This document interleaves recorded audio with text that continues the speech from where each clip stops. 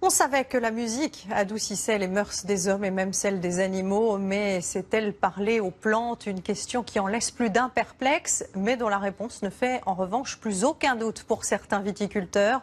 Oui, la vigne est sensible à Bach ou encore à Mozart.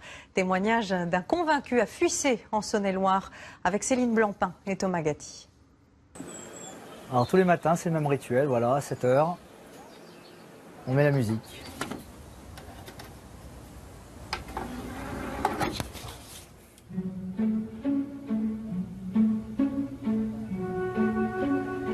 Nul ne sait si, comme Vincent, les vignes sont sensibles au talent de Mozart, de Satie, de Bach.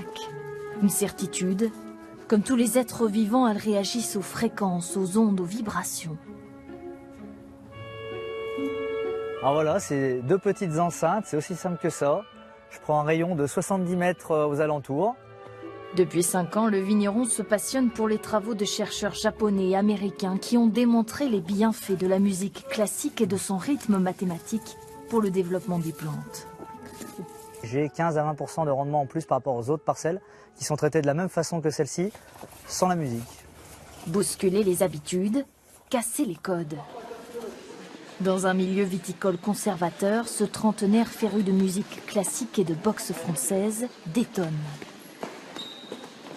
Le but, voilà, c'est d'avoir un sol aéré, friable, il garde l'humidité. Sur son domaine de 6 hectares, il n'utilise aucun insecticide, aucun désherbant chimique, convaincu que comme la plante, le sol est un milieu vivant, un écosystème à respecter. Dans sa cave, c'est une nouvelle fois en musique que les bactéries transforment l'eau en alcool. Ça va aussi stimuler l'action des champignons pour la fermentation. Pour l'élevage de son vin, il a remplacé les fûts de chêne par des jarres en terre cuite.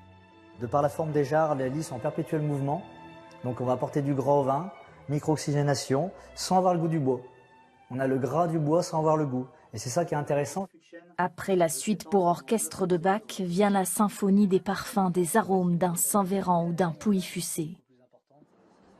Ce week-end, Vincent vendangera son 9e millésime, un cru d'exception qui à coup sûr ne ressemblera à aucun autre.